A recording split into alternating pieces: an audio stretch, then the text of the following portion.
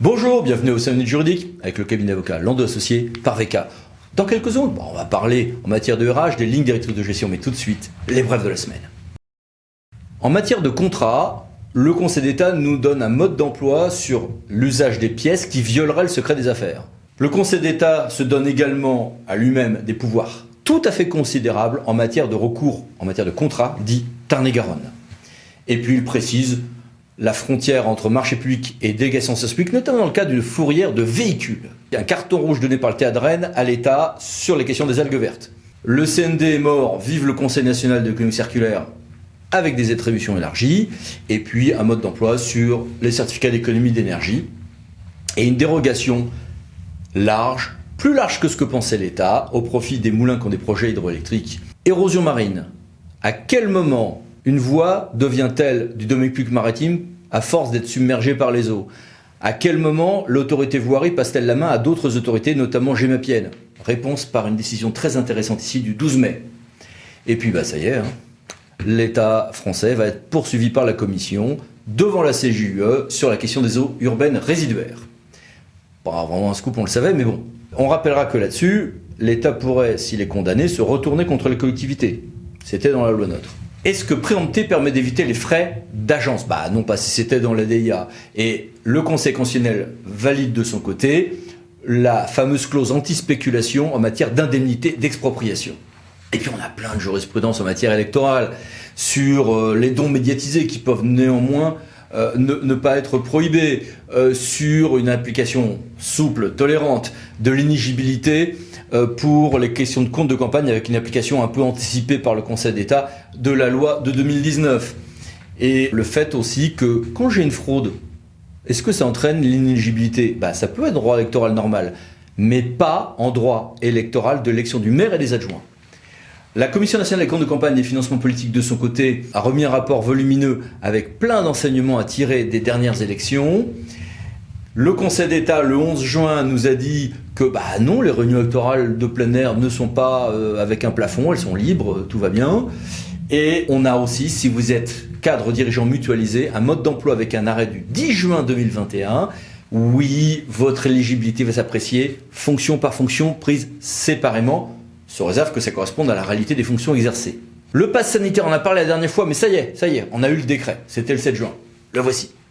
Et puis, en matière de fonction publique, l'actualité n'est pas en reste. Alors on a un arrêt intéressant sur le calcul des rémunérations quand on reprend en public un salarié du privé, une circulaire sur l'organisation présentielle des agents publics pour les questions de formation professionnelle, sur les délais de prescription quand un employeur public oublie de déclarer à sa caisse de retraite un agent qui part en retraite, et puis le Conseil constitutionnel, alors là, qui censure l'accès aux données médicales d'un agent dans le cadre des procédures donc de congé pour invalidité temporaire imputable au service de CITIS.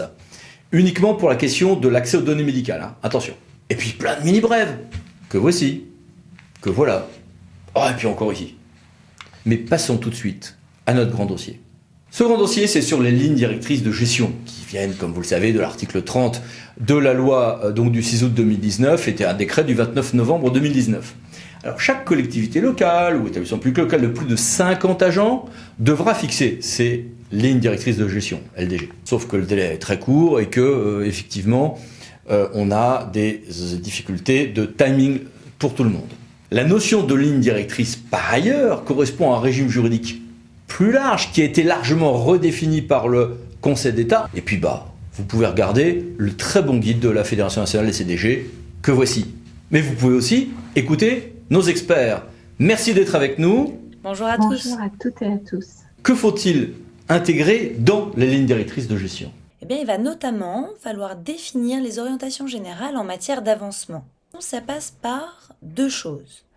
La fixation des critères d'avancement de grade, par exemple, quelle est la durée exigée entre deux avancements ou promotions? Est-ce que l'agent a fait des efforts de formation?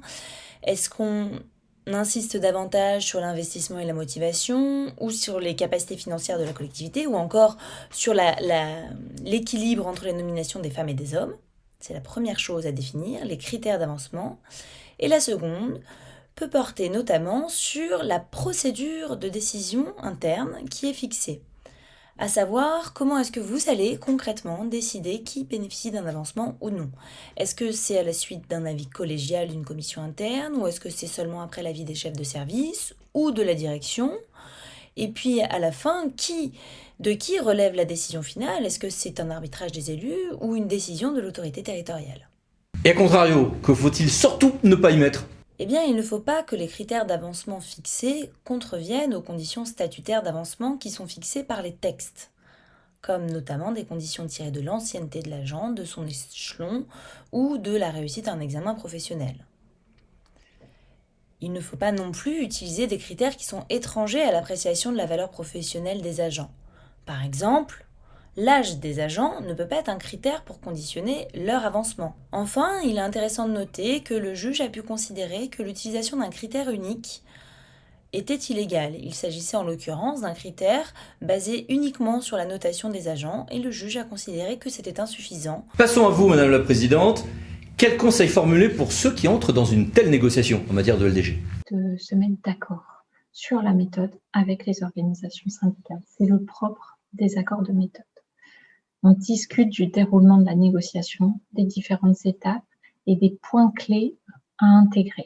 Il peut y avoir une phase de consultation du personnel, un comité de suivi, une instance de concertation sur les critères de promotion interne. Ensuite, pour la deuxième étape, c'est se mettre d'accord sur le périmètre.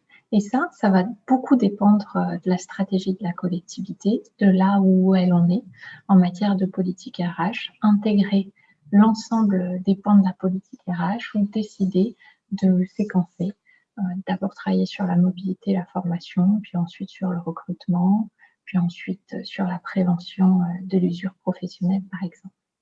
Et inversement, quelles sont les erreurs à ne pas commettre? L'erreur serait de vouloir tout traiter. Les lignes directrices de gestion constituent une avancée.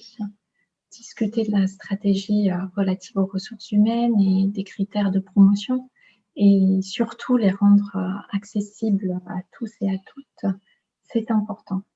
Mais la loi de transformation de la fonction publique a fixé un délai court pour travailler sur ces lignes directrices de gestion. L'erreur serait donc, à mon sens, de vouloir aller trop vite. Pour pouvoir faire du bon travail, il faut pouvoir prendre son temps, discuter, dialoguer. Le temps du dialogue, c'est important. Les lignes directrices de gestion, c'est avant tout une démarche. Donc, il peut y avoir une version socle des lignes directrices de gestion qui sera enrichie progressivement selon le tempo déterminé dans le cadre de l'agenda social de la collectivité. Eh bien, merci à toutes les deux. Au revoir. Merci à vous. Au revoir. Au revoir. Et merci à vous. Et puis à bientôt pour une nouvelle vidéo. Les 5 minutes juridiques par Lando Associés pour VK. Pensez à vous abonner. Merci, au revoir.